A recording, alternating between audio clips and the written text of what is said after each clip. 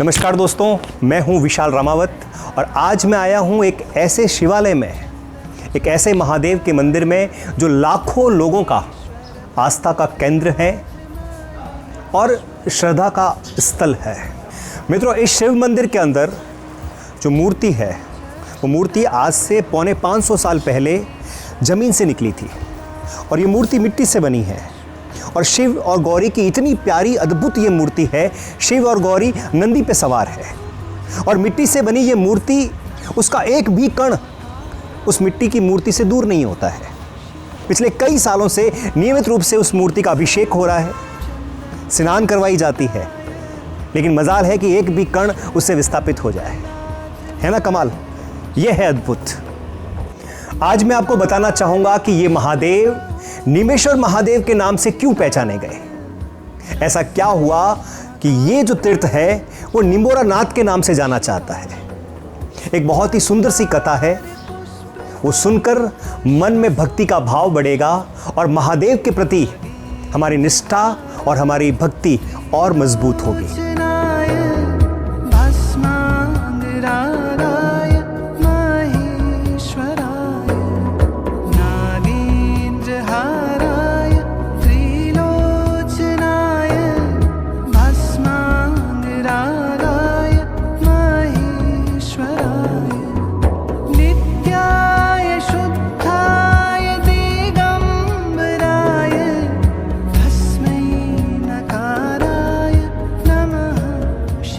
मित्रों, निंबाराम जी देवासी करके एक ग्वाले थे। उनकी गायों में एक गाय शंकर जी श्रीमाली की थी। वो नित्य उन गायों को चराने के लिए यहां पे जंगल में आया करते थे।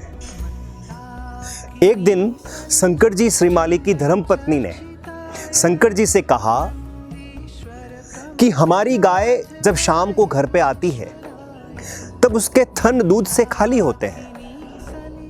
क्या हमारा ग्वाला निंबाराम हमारी गाय का दूध चुरा लेता है?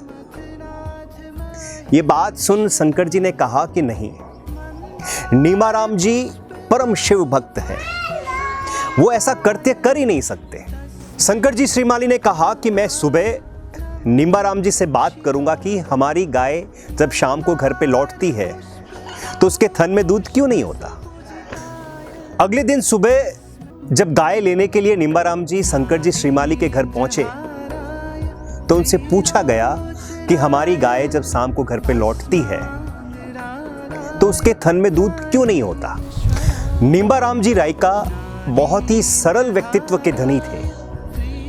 वो पूरे दिन जंगल में महादेव का ध्यान धरते थे। ये बात सुन निंबाराम जी ने कहा कि अगर ऐसी बात है तो मैं आज आपकी गाय पे पूरा ध्यान रखूंगा कि इसका दूध कहां जाता है। शाम होते होते निंबाराम जी ने देखा कि शंकर जी श्रीमाली की गाय उस झुंड से अलग होकर इस खेजड़ी के वृक्ष के नीचे आकर वो अपने थन का सारा दूध यहां पर खाली कर देती है। शाम को जब निंबाराम जी रायका उस गाय को लेकर शंकर जी श्रीमाली के घर पहुंचे और उन्होंने सारी घटना बताई, तब शंकर जी श्रीमाली और निंबाराम जी देवासी दोनों गांव के ठाकुर साहब के पास जाते हैं और उन्हें पूरा वृत्तांत सुनाते हैं। तब ठाकुर साहब कहते हैं कि मुझे कल रात्रि में ही एक स्वप्न आया और उस स्वप्न में महादेव ने मुझे ऐसा दृष्टांत दिया कि मैं जमींदोस हूं, मुझे बाहर निकालिए और मुझे प्रतिष्ठापित कीजिए। लेकिन वो जगह मुझे याद नहीं आ रही। अब वो सपना मुझे आधा अधूरा याद है, लेकिन वो जगह मुझे पूर्ण रूप से याद नहीं है। शायद हो सकता है कि वो जगह वही। वो तीनों जन इस खेजड़ी के वृक्ष के पास पहुंचते हैं और जब उस जगह पे खुदाई शुरू होती है, मित्रों आप बिलीव नहीं करेंगे, आज से पौने 500 साल पहले खोदते वक्त उस मिट्टी से ही बनी, न तो मूर्ति पत्थर की है न वो मूर्ति किसी और अन्य धातु की है। उसी मिट्टी की, जहां से खोदा उसी मिट्टी से बनी एक सुंदर अद्भुत मूर्ति। नंदी पर शिव और पार्वती सवार है। मिट्टी के कण इस ढंग से आपस में जुड़े हैं कि मानो किसी ठोस पदार्थ से उन्हें आपस में जोड़ा गया। बहुत अद्भुत है, बहुत चमत्कारी है। इस मूर्ति के समक्ष एक शिवलिंग भी है और वो शिवलिंग भी स्वयंभू है। तो निमाराम जी देवासी ने, जो कि शिव के परम भक्त भी थे, भोले स्वभाव के थे, उन्होंने इस तीर्थ की खोज की। इसलिए ये तीर्थ, इसलिए ये शिवालय, इसलिए ये महादेव निमेश्वर महादेव के नाम से पहचाना जाता है।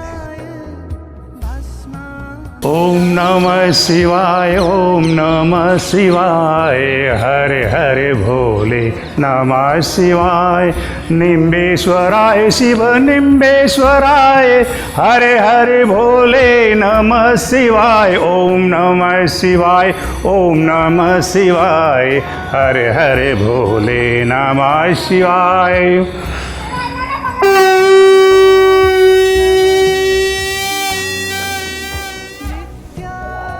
मित्रों, हमारी सनातन संस्कृति ने पुरुषों को दंडवत प्रणाम करने की अनुमति दी है, लेकिन यह दंडवत प्रणाम महिलाओं के लिए पूर्णतया वर्जित है।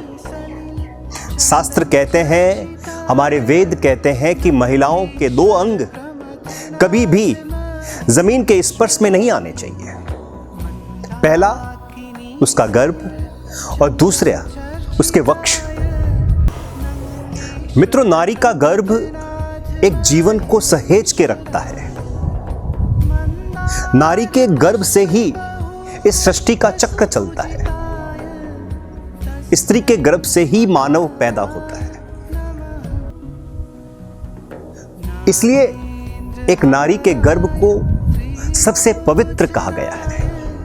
मित्रों, एक स्त्री का गर्भ 9 महीने तक एक जीवन को अपने भीतर आश्रय देता है। इसी गर्भ से कई ऋषि, विद्वान, यहां तक कि नारायण भी आश्रय पाते हैं। अब आते हैं वक्ष। इन वक्ष के माध्यम से ही वो जीवन पोषण पाता है। इसलिए ये दोनों नारी के अंग अति पवित्र माने गए हैं। इसी से पूरा सृष्टि का चक्र चलता है।